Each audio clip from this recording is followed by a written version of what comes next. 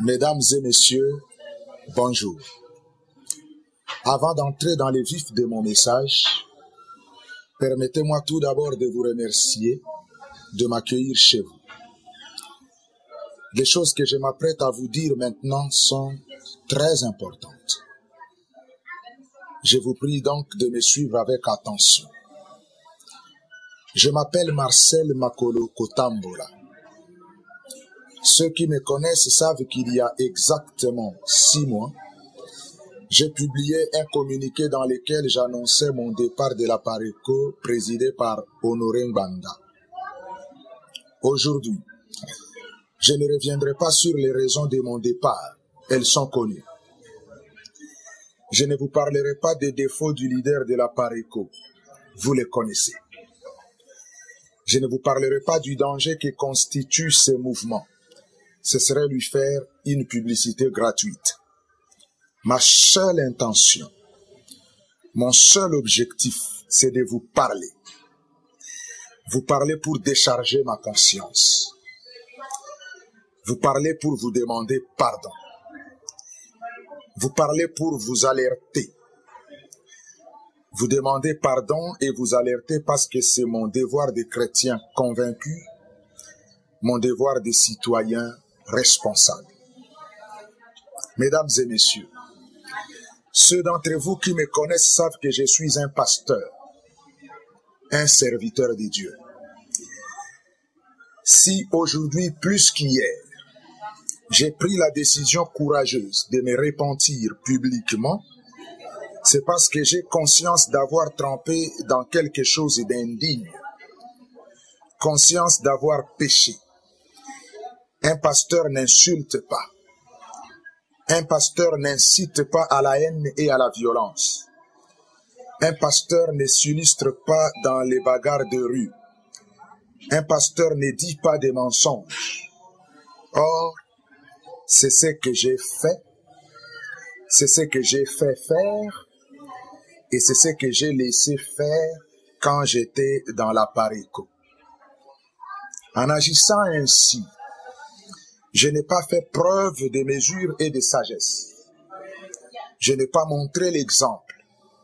Je me suis trompé. J'ai embrassé la voie de la déraison et du déshonneur. J'ai péché contre Dieu et contre les hommes. Mesdames et messieurs, vous l'avez compris, mon intime intention aujourd'hui en venant chez vous, c'est de m'excuser devant tous et devant Dieu. M'excuser pour tout le mal que j'ai fait. Mon intime intention, c'est de reconnaître mon péché et de demander pardon à Dieu et à tous ceux que j'ai directement ou indirectement offensés. Pourquoi je le fais? Et surtout, pourquoi je le fais sous cette forme? C'est parce que j'en ai été convaincu par Dieu. Vous imaginez, chers amis, tout le mal que je me suis donné pour en arriver à accepter de faire ce que je fais aujourd'hui. Il m'a fallu une très bonne dose de courage. Non, que dis-je? Il m'a fallu de l'aide du Seigneur. Je n'ai donc pas honte de faire ce que je fais. Même si j'en ai, on peut l'imaginer, le cœur tout à fait brisé. Je n'en ai point honte, parce que j'ai compris que l'humilité précède la gloire. Je ne parle pas de la gloire des hommes, mais de celle de Dieu, la seule qui compte pour moi en ce moment. Je demande pardon au président de la République, Joseph Kabila, que j'ai offensé par mes actes odieux et mes propos irréfléchis. Monsieur le Président, chers frères, j'ai conscience que la formule que j'utilise aujourd'hui pour vous atteindre ne rentre pas dans les codes d'une correspondance classique. Mais si vous me suivez, sachez que devant le monde entier et devant notre peuple, je vous demande pardon pour tout le mal que je vous ai fait. À vous, à votre mère, à vos frères et sœurs, à toute votre famille, je demande pardon d'avoir contribué à faire circuler des informations abracadabrantesques dont je n'avais absolument aucune prise. Aucune. Aujourd'hui, j'ai compris, monsieur, que je n'aurais pas dû me mettre au service de ceux qui vous voulaient du mal. Je n'aurais pas dû me laisser prendre dans leurs pièges. Je n'aurais pas dû me laisser entraîner dans cette spirale de démesure et de honte. Et pourtant, le mal est fait, monsieur. Le mal est fait par ma faute. Et j'en suis sincèrement désolé. Je demande pardon aux 60 millions de Congolais. Mes chers compatriotes, à vous qui êtes à l'intérieur comme à l'extérieur du pays, vous qui vous sentiez chaque fois affligés par la folie de mes actes et de mes discours inqualifiables, à tous et à chacun, je demande pardon. Je demande pardon parce qu'en 2006, il a plu à la majorité de notre peuple de confier souverainement les rênes du pouvoir politique dans notre pays à Joseph Kabila. En 2006, le peuple souverain a décidé qu'il devait en être ainsi de manière tout à fait démocratique. Tout le monde a approuvé ce processus. Je dis bien tout le monde, y compris ses adversaires malheureux. L'ONU a dit oui. L'Union africaine a dit oui. La SADC a dit oui. Tous les pays de la région d'Afrique centrale et des Grands Lacs ont dit oui. Je dis bien tous. Il n'appartenait donc pas à quelqu'un, comme moi, membre d'une sorte de groupuscule terroriste, basé à 8000 km du pays, de dire non à la décision souveraine de tout un peuple, décision du reste certifiée par le monde entier. Quelle folie! Dire non, à mon sens, c'est non seulement manquer du respect au peuple, c'est aussi tourner les dos aux valeurs sacrées de la démocratie. Parce qu'en démocratie, on respecte les institutions mises en place par les urnes. En démocratie, l'alternance du pouvoir doit être le seul fait des urnes. En démocratie, un régime institué par les urnes ne peut être délogé que par les urnes et non par la force des biceps ou celle des armes. En démocratie, non seulement on respecte les institutions, on respecte aussi les hommes qui les incarnent. On les honore et on les salue avec dignité. À Rome, même ceux qui allaient mourir saluaient l'empereur. Ave César, moritori te salutant, disait-il. Rassurez-vous, personne ne va mourir aujourd'hui. Et je n'ai absolument pas l'intention de conférer un quelconque titre d'impérateur à Joseph Kabila. Je n'en ai pas l'autorité. Il est certain qu'il n'attend pas cela de moi non plus. Plus sérieusement, pour moi, l'évocation de cette formule antique, en vigueur parmi les gladiateurs, montre que le respect dû au chef n'est pas et ne doit pas être fonction de sa situation sociale ou de son positionnement politique. Que vous soyez riche ou pauvre, malade ou en bonne santé, marié ou célibataire, employé ou chômeur, homme, femme, jeune ou vieux, du PPRD ou du MLC, à l'intérieur du pays comme dans la diaspora, que vous ayez voté pour l'actuel locataire du palais de la nation ou non, vous lui devez respect et honneur à cause de la fonction qu'il occupe. Mesdames et messieurs, le mot respect ne me fait pas peur, parce que sans respect, on ne construit pas un monde meilleur et apaisé. Sans respect, la communauté du vivre ensemble est compromise. Sans respect, c'est l'anarchie totale. Imaginez quelle serait la vie dans une famille où les enfants ne respecteraient pas leurs parents, où la femme ne respecterait pas son mari et vice-versa. La vie dans une école où les élèves n'auraient pas de respect à l'égard de leurs enseignants. Une entreprise où les employés ne respecteraient pas leur patron. Ce serait le désordre. Ce qui est vrai pour une famille pour un couple, pour une école, pour une entreprise, etc., est aussi vrai pour la République. Mesdames et messieurs, en agissant comme je l'ai fait, je n'ai pas eu du respect pour le président, pour notre président. Je le regrette sincèrement. Parce qu'au-delà de la personne de Joseph Kabila, en démocratie, président de la République est une institution. Et en tant que tel, il a droit au respect et à la considération de tous, sans exclusive. Qu'on aille voter pour lui ou pas, c'est lui qui nous représente.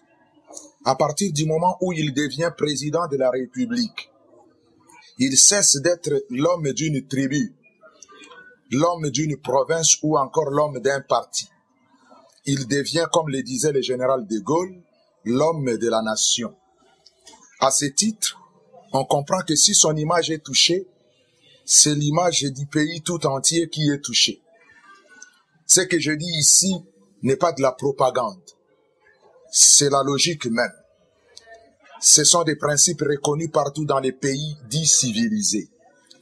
Je peux critiquer l'action d'un chef, je peux lui reprocher son mode de gouvernance.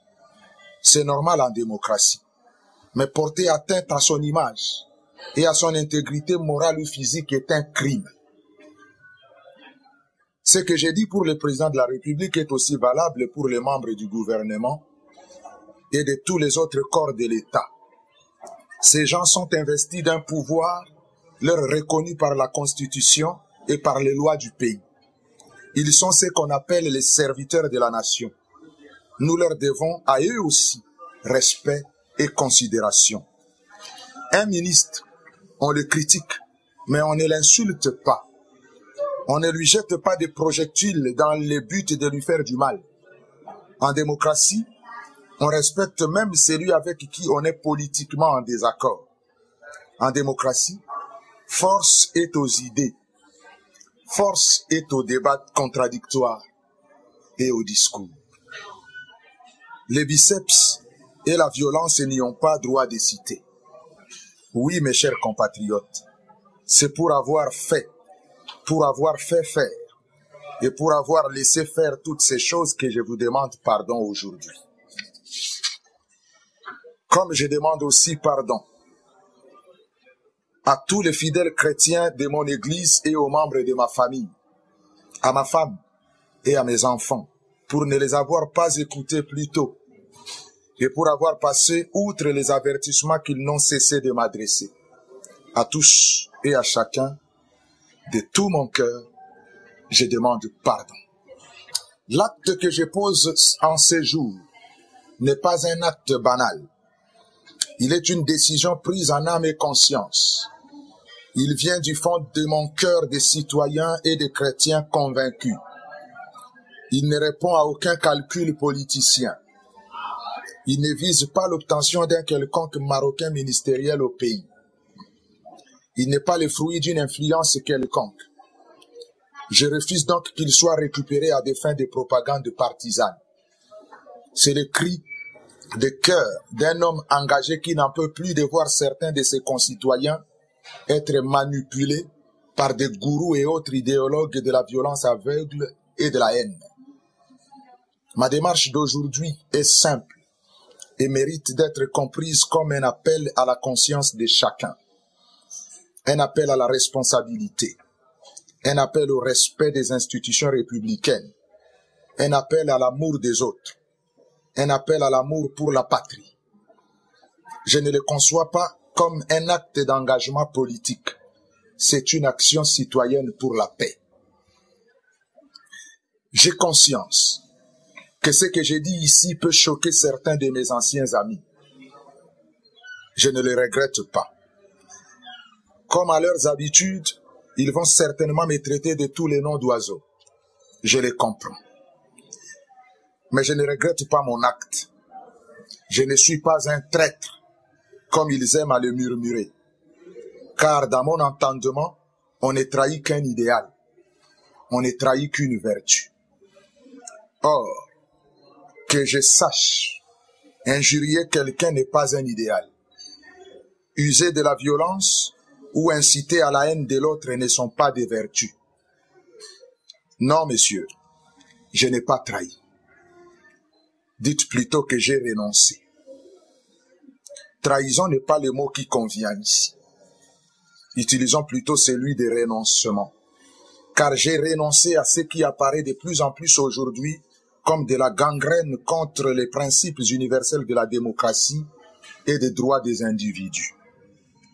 La violence, la haine, le mensonge, la volonté de tuer et de faire du mal, des coups d'État, etc. Oui, messieurs, je suis fier de renoncer à tout cela. J'ai fait un choix difficile et courageux. J'ai fait ce choix parce que je refuse de continuer à mêler ma force à l'entreprise diabolique de déstabilisation de mon pays. J'ai fait ce choix parce que je refuse que mon nom, le nom de mes ancêtres, soit répertorié sur la liste de ceux que la lâcheté a jetés sur la voie de la violence aveugle et de la haine des autres.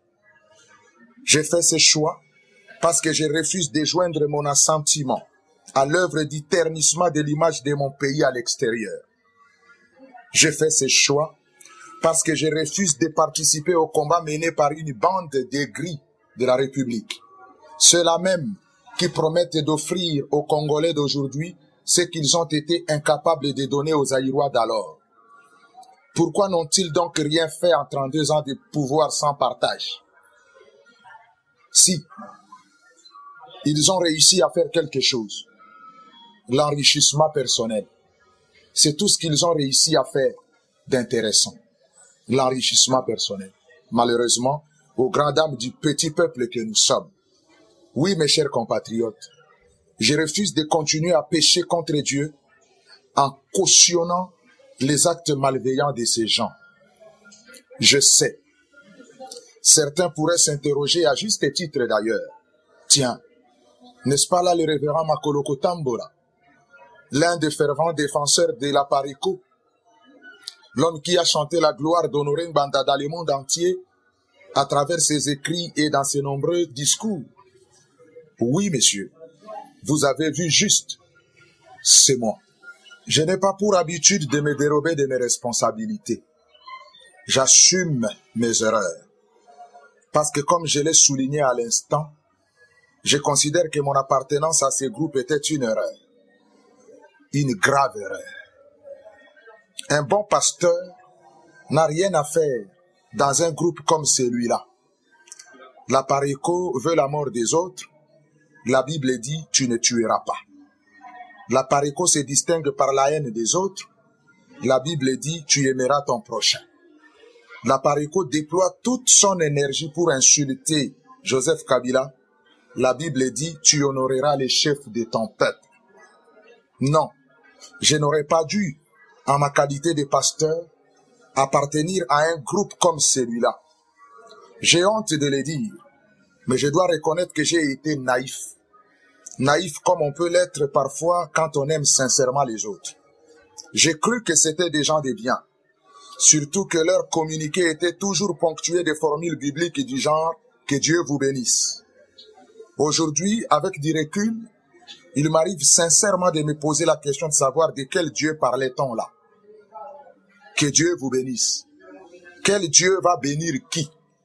Quelqu'un qui veut tuer, quelqu'un qui passe son temps à insulter et à mentir, peut-il demander à Dieu de bénir? De quel Dieu s'agissait-il réellement? En tout cas, selon les Saintes Écritures, il ne s'agit pas de Jésus-Christ. Jésus-Christ n'exauce pas les prières des meurtriers, des menteurs et de ceux qui incitent à la haine des autres. Mesdames et messieurs, aujourd'hui, j'ai changé. J'ai changé parce qu'en politique, comme dans la vie tout court, il n'y a pas de principes intangibles. Il n'y a que des positions qui changent face à la réalité du moment. Ce qu'on a pu dire à un moment donné n'est pas forcément valable à un autre moment.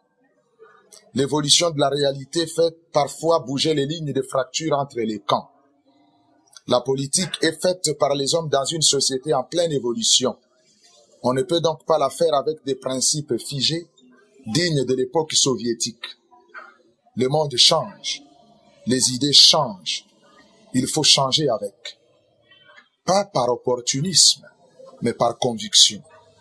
Et aussi, j'insiste sur ce point, par sens de l'intérêt général. Avoir le sens de l'intérêt général, mesdames et messieurs, est une attitude qui compte en démocratie, notamment autour des questions sensibles comme celles liées à la sécurité territoriale et à la paix civile. Ce que je dis ici n'est d'ailleurs pas spécifiquement congolais. C'est un modèle qu'on trouve même dans les pays dits des vieilles civilisations. Robert Gates, l'actuel secrétaire à la défense de Barack Obama, est un républicain pur sucre. Je veux dire membre convaincu du Parti républicain. C'est-à-dire que lors des dernières présidentielles aux États-Unis, cet homme a fait campagne contre Barack Obama.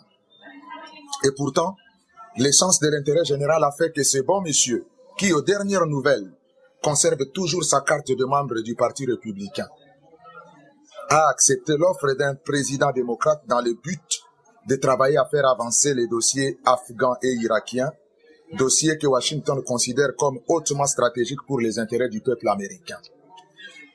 Le temps me manquerait de parler de Bernard Kouchner, de Frédéric Mitterrand, de Jean-Marie Bockel, d'Éric Besson et de beaucoup d'autres personnalités de gauche qui ont accepté de travailler avec Nicolas Sarkozy, un homme qui s'affiche plutôt à droite de l'échiquier politique français. Pourquoi ont-ils fait ce choix? Le sens de l'intérêt général. Plus près de nous, parce qu'il ne faut pas que nous ayons la faiblesse de croire que les bons exemples ne peuvent venir que de l'Occident. Quand Abdoulaye Wade fait son entrée dans le gouvernement d'Abdou Diouf, en qualité de ministre d'État, certains en Afrique et dans le monde n'ont pas manqué de crier au scandale. Mais c'était une nécessité politique du moment. Maître Wade n'était pas obligé d'y aller. Il l'a fait par sens de l'intérêt général. Quand Nelson Mandela sort de prison et remporte les premières élections multipartites libres en Afrique du Sud, il n'hésite pas à appeler dans son gouvernement ses bourreaux d'hier et leur homme de main, Mangosuthu Buthelezi. Mandela n'était pas obligé de le faire. C'était une nécessité politique du moment. L'essence de l'intérêt général. De la vie même de Maître Abdoulaye Wade, cela s'appelle avoir de la culture politique. On reconnaît les grands hommes par leur capacité de se surpasser et d'agir dans l'essence de l'intérêt général. L'acte de Mandela restera à jamais gravé dans les annales de l'histoire du peuple africain. L'acte de Diouf et de Wade ne sera pas oublié de sitôt.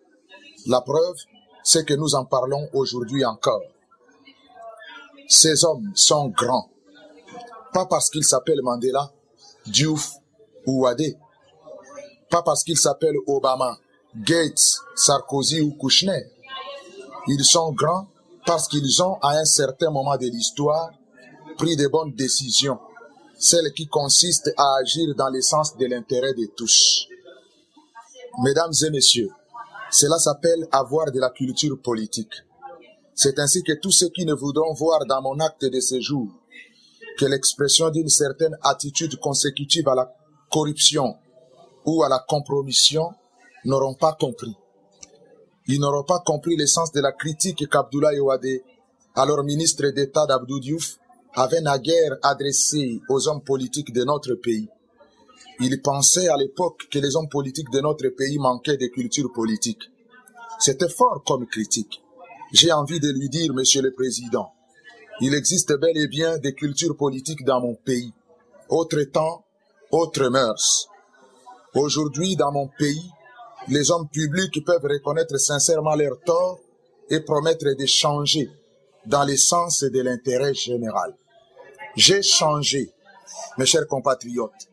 J'ai changé parce que j'ai compris que le Congo n'a pas besoin de sombrer dans des oppositions frontales inutiles. Je ne refuse pas le choc des idées. Il est salutaire dans les débats démocratiques. Je parle des oppositions frontales inutiles. S'opposer pour s'opposer. S'opposer pour essayer d'exister politiquement ou médiatiquement. S'opposer empêchant les artistes musiciens d'exprimer leur talent, soi-disant parce qu'ils seraient proches du pouvoir. Mais messieurs, ouvrons les yeux. Que veut dire donc tout ceci? Quelle est l'essence d'un combat démocratique qui empêcherait à Papa Wemba, à Werason, à Fali Epupa, à J.B. Piana ou autres Simaro Lutumba de jouer leur musique? Qui a dit une chose pareille? Ces gens, en plus d'être des artistes talentueux, ce sont aussi des citoyens à part entière. Ils ont droit, comme tout le monde, d'avoir des opinions politiques de leur choix. Ils ont droit de voter et d'appeler à voter pour qui ils veulent. Si vous n'aimez pas Papa Wemba, n'allez pas à son concert. Si vous n'aimez pas Kofi Olomide et Werason, n'allez pas à leur concert. Mais empêchez ceux qui les aiment d'y aller, au motif que ces artistes n'auraient pas les mêmes convictions politiques que vous, est un acte insensé. En plus, ces gens ne sont pas seulement des artistes, ce sont aussi des pères de famille, pour qui chanter constitue un gagne-pain. Ne trouvez-vous pas que les empêcher d'exercer leur métier comme vous le faites équivaut à les empêcher de prendre soin de leurs femmes et enfants? Évidemment que cela ne vous fait rien. Vous n'avez pas de problème d'argent. Vous en avez volé beaucoup. Vos enfants n'ont pas faim.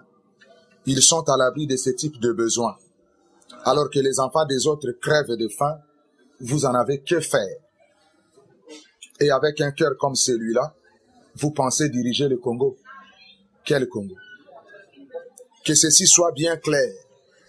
Compte tenu de mes convictions religieuses, il est attesté que je ne danse pas au rythme de Ndombolo et de Kwasa Kwasa. Cependant, je n'ai pas reçu mandat d'user de mes biceps pour empêcher quiconque d'aller admirer les prestations d'un artiste de son choix. En démocratie, ceci est inadmissible. Je n'ai pas reçu mandat d'inciter un groupe de jeunes désœuvrés à brutaliser les artistes, à leur jeter des projectiles dangereux ou à les contraindre d'annuler leur spectacle. Ceux qui ont suivi la campagne présidentielle de 2007 en France se souviennent que les deux candidats du second tour, Ségolène Royal et Nicolas Sarkozy, avaient tous des soutiens affichés dans le milieu des artistes et des sportifs de haut niveau. Ils participaient aux meetings où ils prenaient parfois la parole pour inciter les Français à choisir leur mentor. C'est normal en France. Pourquoi ça ne le serait pas au Congo? Pendant la campagne, Henri Salvador, Johnny Hallyday, Faudel, Jean-Marie Bigard, Enrico Macias et autres soutenaient Nicolas Sarkozy, tandis que Calogero, Kali, Pierre Berger et les autres soutenaient la candidate socialiste. Croyez-vous aujourd'hui que les concerts de ceux qui ont soutenu Nicolas Sarkozy pendant la campagne ne sont peuplés que des électeurs de droite? Non, messieurs. On peut très bien voter pour un candidat de droite et aimer trémousser au rythme d'une mélopée chantée par un artiste étiqueté à gauche et vice-versa. L'artiste est un homme. Il peut voter à gauche ou à droite. Mais l'art est apolitique. L'art n'est ni de droite ni de gauche. Laissons Papa Wemba, laissons Kofi Olomide, laissons Fali Epupa, Werason et les autres tranquilles. Laissons-les faire leur métier et nous faisons le nôtre. Et dire que ceux qui incitent les jeunes à organiser des expéditions punitives et à s'attaquer aux artistes aujourd'hui étaient tous dans les cabinets de Mobutu ou encore au comité central du MPR quand Luambo Makia Di Franco chantait candidat Nabiso Mobutu CC, candidat Nabiso Mobutu CC, Mobutu Nzambe Aponiyo. Je les vois. Ils étaient tous là, tapis dans leur bonheur. À l'époque, l'artiste musicien n'était pas un diable, parce qu'il chantait pour la gloire du champion de leur camp. Je me demande pourquoi ce qui était possible hier, quand il s'agissait d'eux, ne serait plus possible aujourd'hui parce qu'il s'agit des autres. Non, soyons justes. Laissons les artistes tranquilles. Laissons-les exercer leur métier pour subvenir aux besoins de leur famille. C'est de cette même manière que je m'insurge contre ceux qui se sont donnés pour mission de violenter les hommes de Dieu de passage en Europe. Le cas du pasteur Mukuna m'a beaucoup attristé. Attention, mes chers amis. Il est des lignes rouges qu'il ne faut jamais franchir dans la vie. On ne s'attaque pas à un ministre de Dieu qui ne vous veut aucun mal. Ne le faites plus jamais, je vous prie. Ceux qui vous incitent à faire cela ne peuvent pas le faire eux-mêmes. Ils n'acceptent même pas que leurs propres enfants les fassent. Ils vous utilisent, vous, pour accomplir ce type de sale besogne. De grâce, ne le faites plus jamais. Dieu n'accepte pas cela. S'attaquer à un homme sans défense, c'est s'attaquer à Dieu. Si vous êtes chrétien, retirez-vous de ces choses et repentez-vous aussi vite que possible. Si vous n'êtes pas chrétien, sachez qu'aucune morale humaine n'est d'accord avec l'usage de la violence aveugle et gratuite contre les innocents sans défense. Le révérend Mukuna était en effet un homme sans défense quand vous l'avez agressé. Mais attention, Jésus est le défenseur des hommes sans défense. Le défenseur de ceux qui n'ont pas la force de se défendre. Si ceux qui vous ont envoyés étaient réellement des chrétiens, ils devraient le savoir. De grâce, mes chers amis, je vous en conjure par les compassions de Jésus-Christ, ne faites plus jamais cela. Arrêtez tout de suite avant que la colère du ciel ne s'abatte sur vous. Je vous l'ai dit par amour, je vous l'ai dit par fraternité. Parce qu'un jour, si vous ne vous repentez pas, vous le regretterez. Je n'essaye pas de vous faire peur. Croyez-moi, je vous protège contre les dangers de la punition de Dieu, car on ne s'attaque pas impunément aux hommes qui servent Dieu.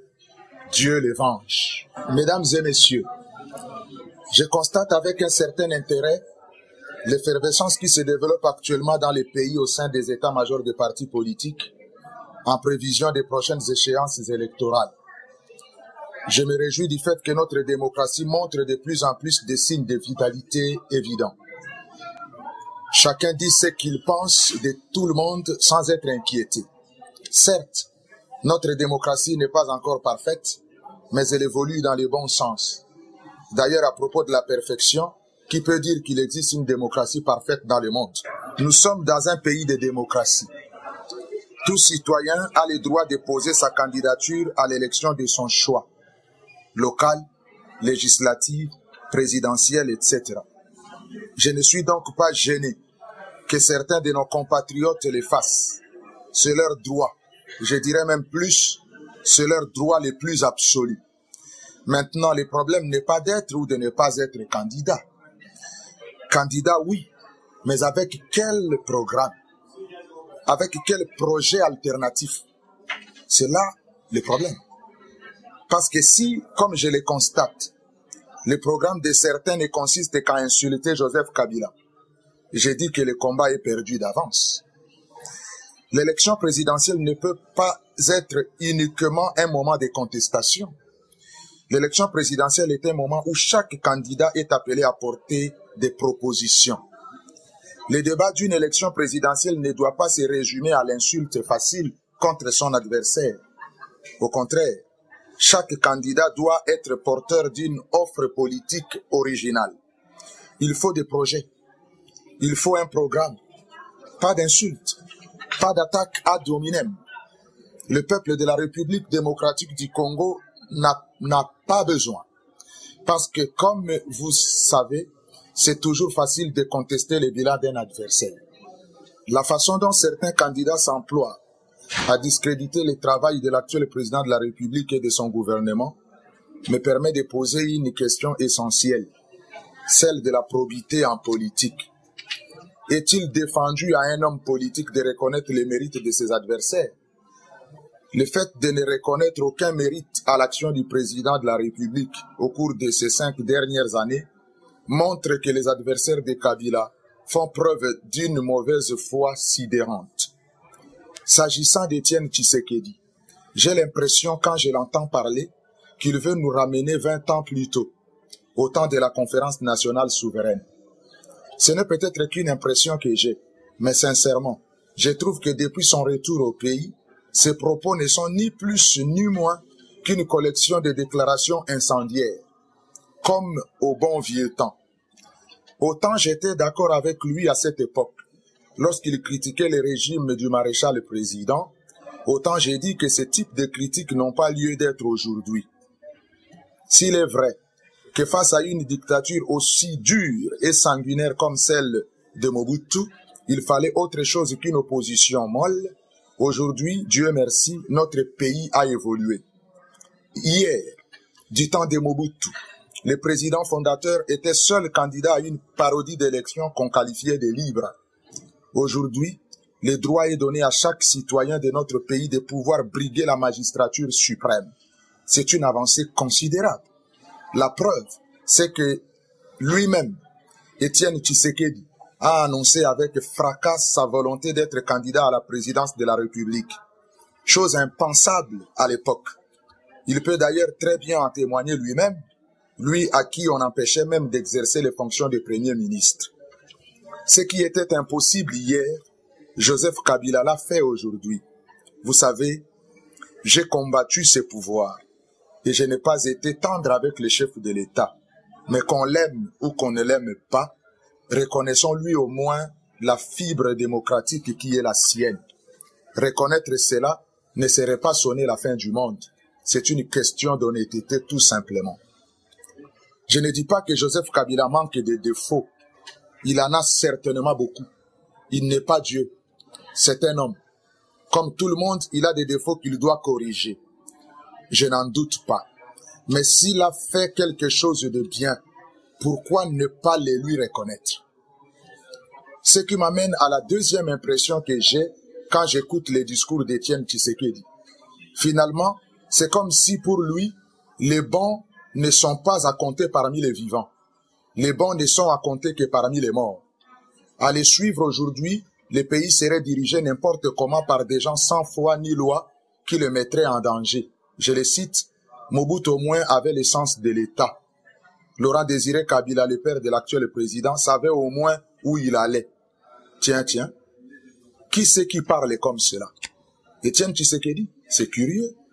Qui ignore que de leur vivant, Tshisekedi traitait l'un et l'autre de créatures diaboliques condamnées à l'enfer? Nous avons encore frais dans nos mémoires l'interview où il traita Mobutu de monstre sans aucun respect de la parole donnée. Que dit-il aujourd'hui? Mobutu avait l'essence de l'État? Quel État? Reconnaissait-il seulement qu'il y en avait un à cette époque? Non, de grâce, Monsieur Étienne Tshisekedi, ne nous ramenez plus aux années 1990. Notre pays a beaucoup souffert à cause du comportement des hommes politiques de cette époque. Proposez-nous autre chose que la violence verbale et les attaques ad hominem. Ces recettes-là ont échoué et ont fait échouer notre peuple. Nous n'en avons plus besoin. Les hommes politiques de notre pays doivent adopter des comportements susceptibles de promouvoir une démocratie apaisée. La culture du conflit qui nous a pourri la vie dans les années 90, on n'en veut plus, vous comprenez? On n'en veut plus. Il ne faut pas reprendre les recettes qui ont échoué. Il faut innover.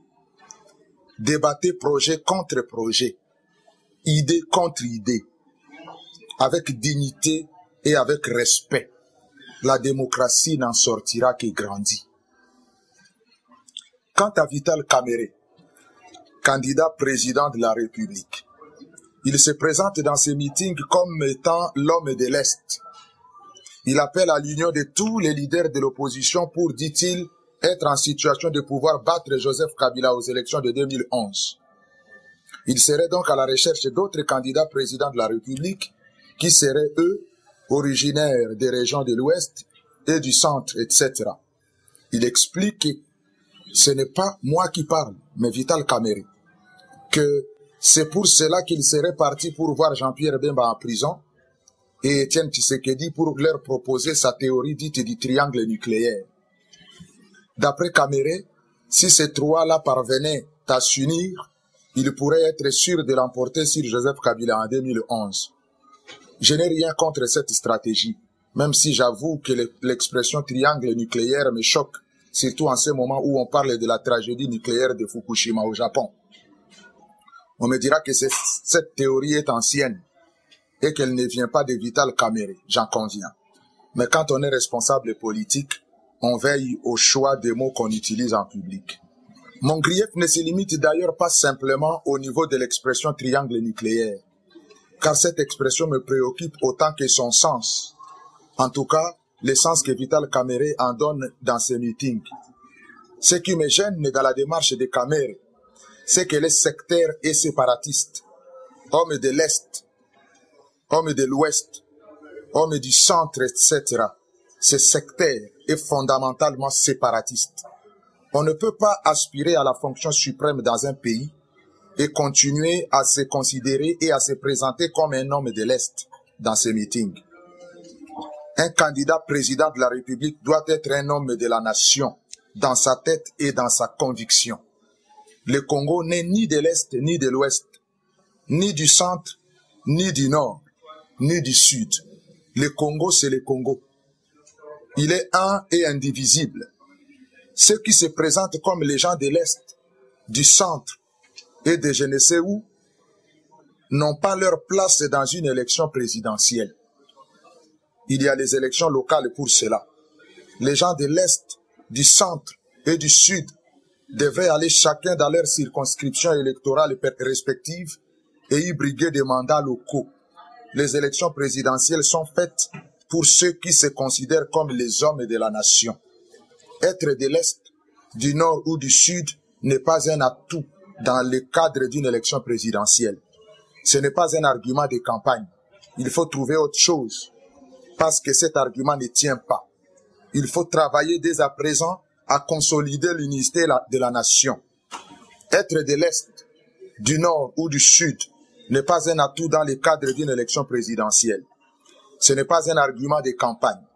Il faut trouver autre chose parce que cet argument ne tient pas.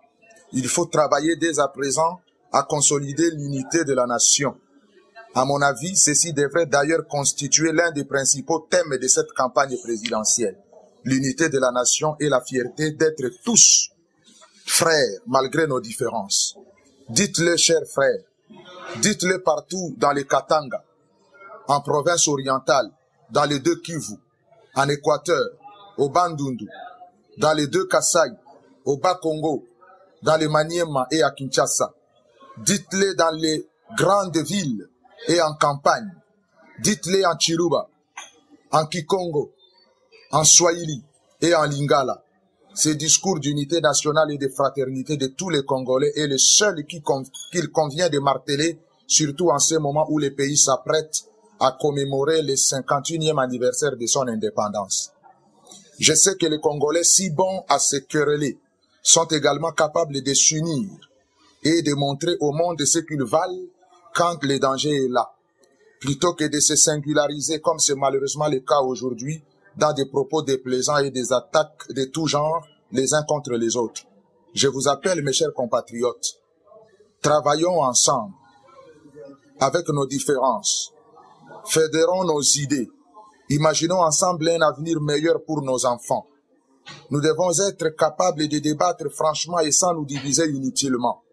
Nous devons être capables de dégager des consensus nationaux autour des grands défis de notre siècle, comme le font tous les pays modernes.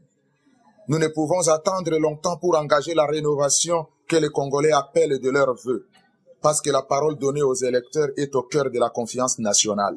Nous devons expérimenter les idées nouvelles, encourager le talent et l'innovation, car n'en déplaise à ceux qui partent chercher leur légitimité en Occident, la plus grande force du Congo, ce sont les Congolais eux-mêmes.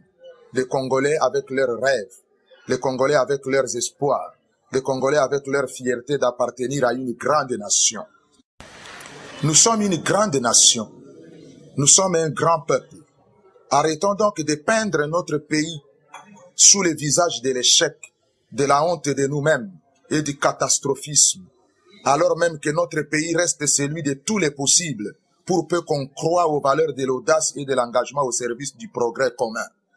Ceux qui ont pris la responsabilité de diffuser des mensonges et d'entraîner les jeunes dans la violence aveugle, se rendent-ils seulement compte de l'image dépressive qu'ils donnent de notre pays à l'extérieur? Arrêtons de jeter l'opprobre sur nous-mêmes. Construisons ensemble un bel avenir pour notre peuple. Personne ne le fera à notre place. Travaillons ensemble, chacun dans la sphère de ses compétences, chacun du mieux qu'il peut. Travaillons ensemble et faisons en sorte que le Congo devienne un point ardent dans la géographie du monde. Nous pouvons y arriver si nous croyons en nous. Nous allons y arriver si nous sommes unis. Nous devons y arriver pour nos enfants et pour les générations à venir. Avec l'aide de Dieu, tout est possible. Mesdames et messieurs, je vais terminer en vous disant merci. Merci de m'avoir accueilli chez vous. Merci de m'avoir écouté. Et aussi, j'espère, de m'avoir pardonné. Merci.